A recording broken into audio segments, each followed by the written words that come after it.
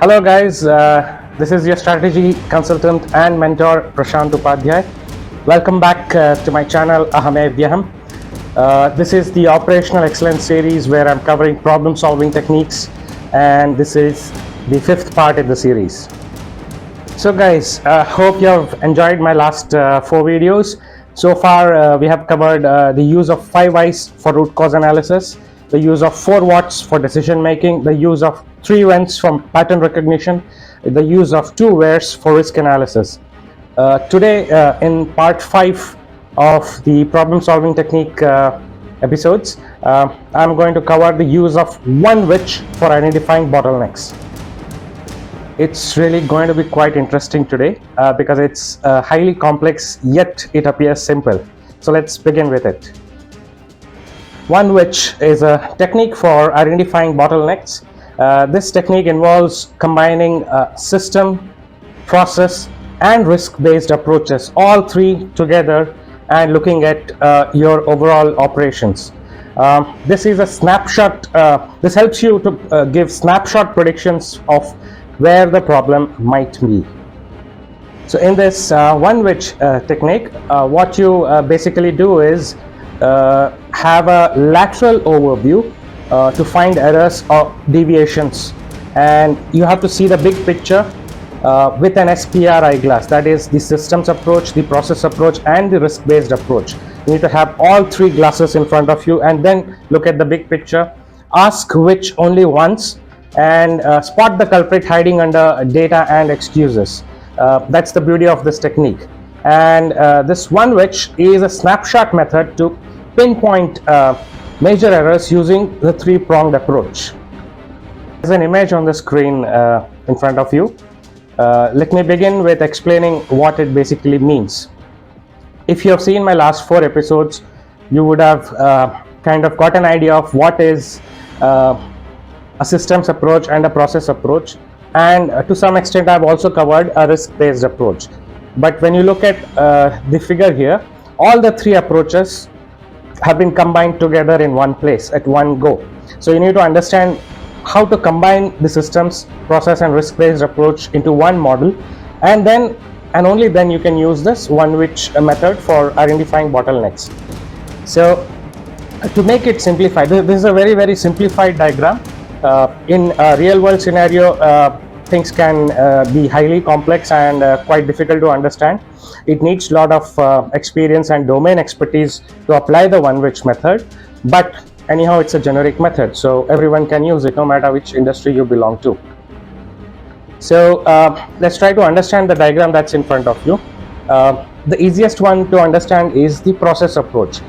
When you look at things from a process point of view, you know that there is always an input, there's a process, and there's an output. That's what process approach is basically about. But if we try to understand it in a little deeper way, it's not as simple as input, process, output. When there is an input, there's a process, and there's an output, there are a few factors that can affect the process, the input, or the output. That these factors are called as either control factors or influencing factors, which is denoted by the C and I on the screen. The process is denoted by P, and the input is denoted by IP, output is denoted by OP. So you have the input, the process, the output, then there are certain control factors, there are certain influencing factors. Now to explain this in a simpler way, consider that you are preparing a cup of tea. Now preparation of the tea is a process. The inputs here, obviously for an organization it is the 9M. 9M basically covers men, money, material, methods, mellow, and so many other things. There are total 9 M's. If you have a marketing background, you will know what those 9 M's are, or you can simply Google it. So likewise, in this example of preparing tea, the inputs would be the requirements, the user requirements. What kind of tea does the user need? Somebody might be diabetic, they don't want sugar. Somebody would have a sweet tooth, they would want extra sugar. Somebody would want strong tea, somebody light tea.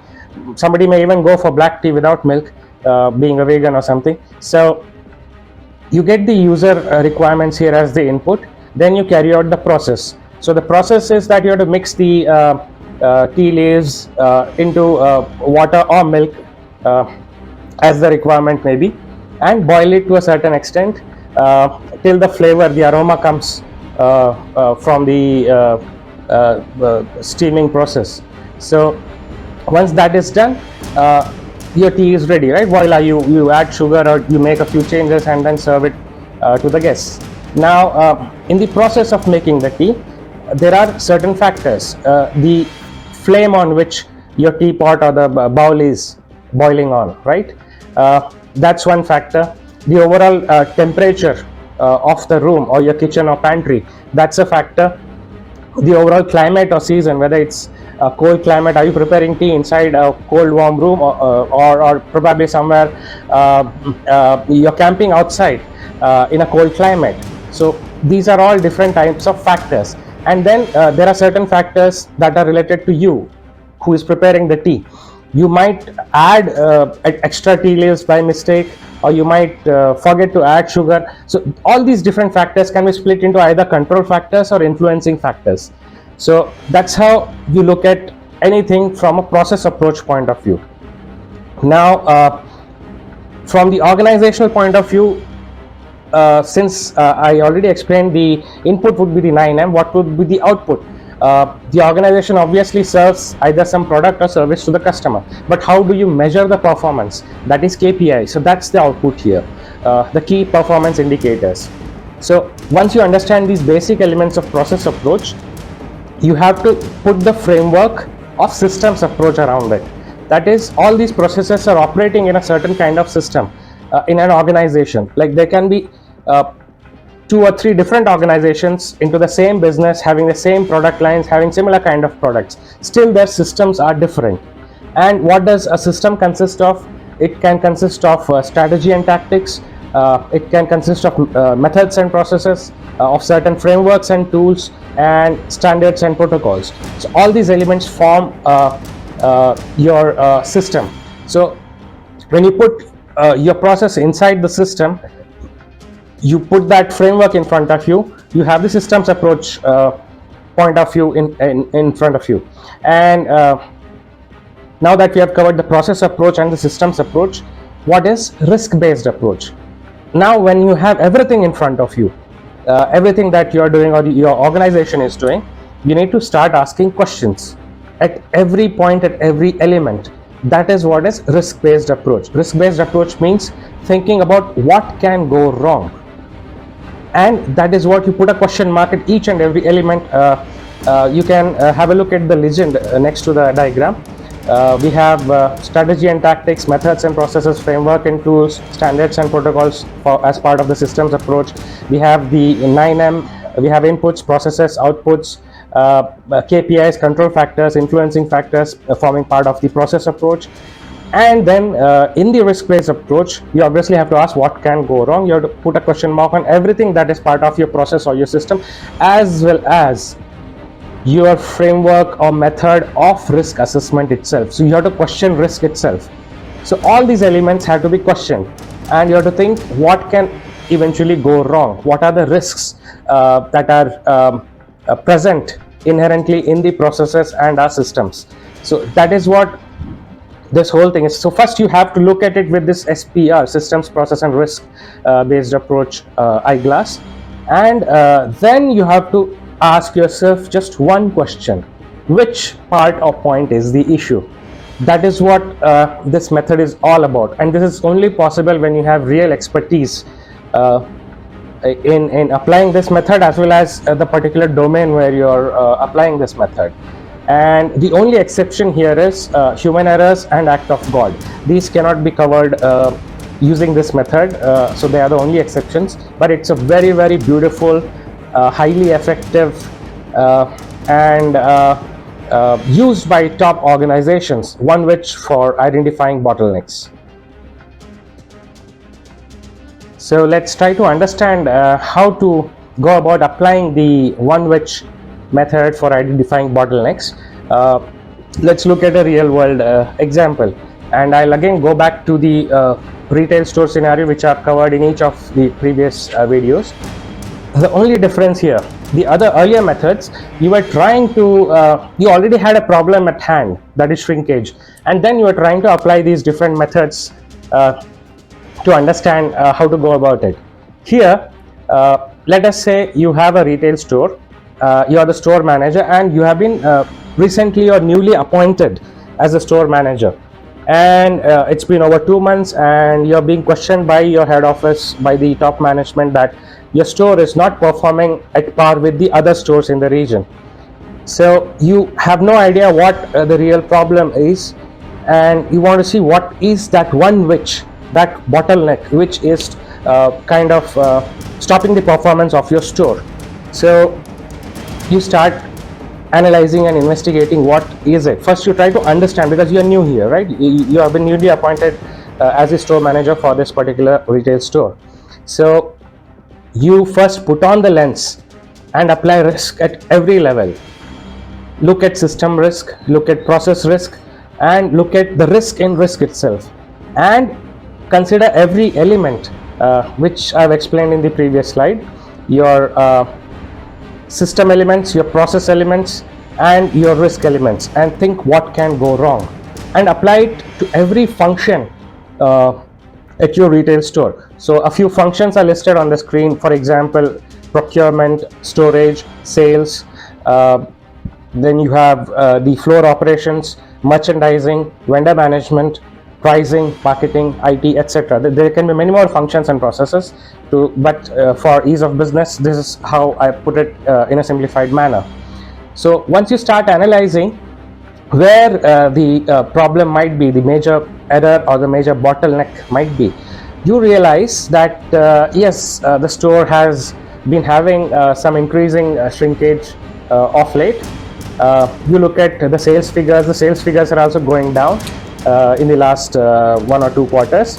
Then you look at the pricing and you realize, you do a comparison with other stores, other brands in the same area, and you realize that your products, the pricing of your products is not correct, and you also find out that your IT department is using legacy systems. It doesn't have any proper infrastructure or tools for analytics. So when you identify all these things, as an instance, these are just minor issues which can be dealt with individually or separately. But then you apply the SPRI lens and see what is actually wrong here, and you realize that even the KPIs that are given for your store are not very ideal KPIs. And as you go about analyzing and linking these things, you find several gaps. For example, the sales targets are not being achieved since last 2 quarters. The product pricing is mismanaged, as in the discounts are given on high value items, and routine items have a high price. Then you realize the IT department is using legacy systems instead of advanced analytical or CRM tools. The KPIs are unrealistic compared to other stores. For example, your particular retail store is only a 10,000 square feet. It only has 10,000 square feet of floor space, whereas the KPIs that are applied are common. Even for a 40,000 square feet store, the same KPIs are given. So obviously that's totally unfair and unrealistic. And you also realize that the risk assessment method that is in place is also not validated. So you realize that all these things are happening in a very kind of ad hoc manner, or people are using a one size fits all approach, and you finally realize that you ask this question at a very deep thinking level. What is that one which is leading to all these seemingly indifferent, isolated problems?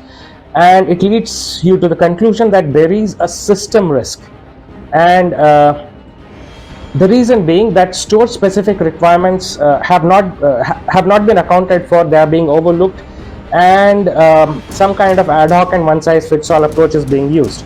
So simply by trying to analyzing and understanding the overall systems, processes and risks that are in front of you, by applying the SPR eyeglass, you're only having a lateral view. You're not going deep into any of the element.